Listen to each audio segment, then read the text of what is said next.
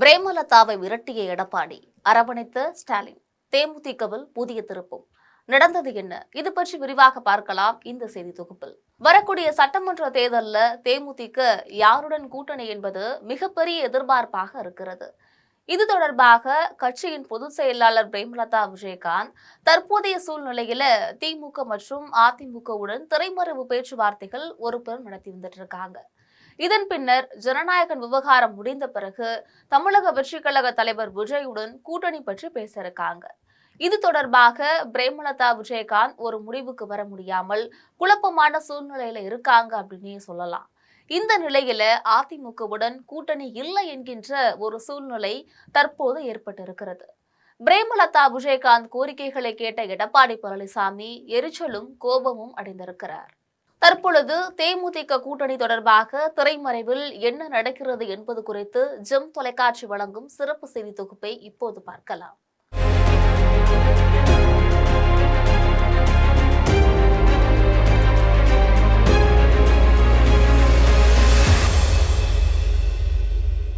தற்போதைய சூழ்நிலையில விஜயகாந்த் தொடங்கிய தேமுதிகவின் மக்கள் செல்வாக்கு என்பது 1% குறைவாகவே இருக்கிறது.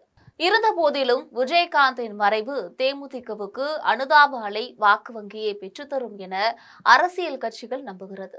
எனவே தேமுதிகவுடன் கூட்டணி வைக்க திமுக, அதிமுக உள்ளிட்ட பெரிய கட்சிகள் மிகவும் விருப்பம் தெரிவிக்கிறது.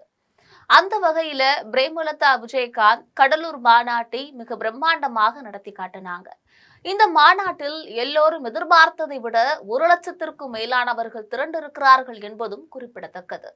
முன்னதாக ஒரு சில கோரிக்கைகளை மட்டுமே வைத்திருந்த தேமுதிக பொதுச் செயலாளர் பிரேமலதா விஜயகாந்த் தற்பொழுது கடலூர் மாநாட்டுக்கு பிறகு தன்னுடைய கோரிக்கைகளை அதிகரிச்சிருக்காங்க.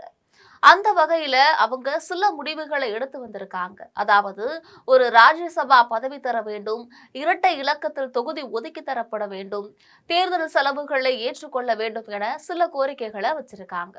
இதனிடையே குறைந்தது 8 தொகுதிகளில் தேமுதிக வெற்றி பெற வேண்டிய சூழ்நிலை ஏற்பட்டிருக்கிறது. 8 தொகுதிகளில் வெற்றி பெற்றால்தான் தேமுதிக தேர்தல் ஆணையத்தால் அரசியல் கட்சியாக அங்கீகரிக்கப்படும் என்பதும் குறிப்பிடத்தக்கது. இதனிடையே அதிமுகவுடன் பிரேமலதா பேச்சுவார்த்தை நடத்தி வந்தார். அப்பொழுது அன்புமணி தலைமையிலான பாட்டாளி மக்கள் கட்சியை விட கூடுதலாக தொகுதிகள் ஒதுக்கி தரப்பட வேண்டும் என்பதை கோரிக்கையாக வச்சிருந்தாங்க. இந்த கோரிக்கை எடப்பாடி பழனிசாமிக்கு அதிர்ச்சியை ஏற்படுத்தி இருக்கு.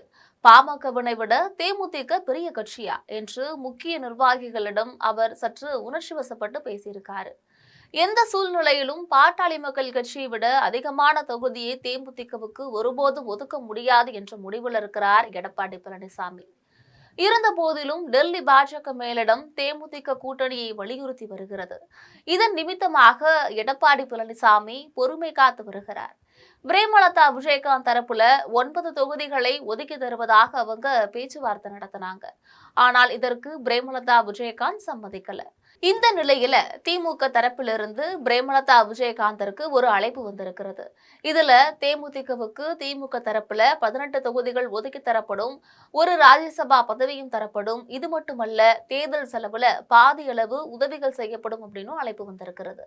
இதற்கிடையே பிரேமலதா விஜயகாந்த் மற்றொரு கணக்கும் போட்டு வந்திருக்காங்க. அதாவது, தான் கூட்டணி வைக்கக்கூடிய கட்சி வெற்றி பெற வேண்டும் என விரும்புகிறார். இதனாலதான் அவங்க மேடைக்கு மேடை பேசும் பொழுது தேமுதிக கூட்டணி வைக்கும் கட்சிதான் வெற்றி பெறும் என பேசி வருகிறார். இந்த நிலையில வரக்கூடிய சட்டமன்ற தேர்தலில் கருத்து கணிப்புகள் உட்பட திமுகவுக்கு வெற்றி வாய்ப்புகள் அதிகம் இருப்பதாக சொல்லப்படுகிறது.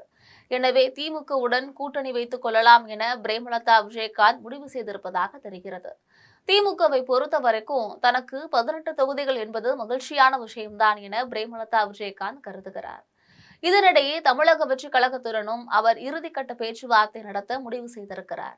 தமிழக வெற்றிக் கழகத்தில் காங்கிரஸ் கட்சி சேருமானால் ஒருவேளை தமிழக வெற்றிக் கழகம் வெற்றி பெறலாம் அப்படின்னும் அவரிடம் ஒரு கருத்து கணிப்பு இருக்கிறது.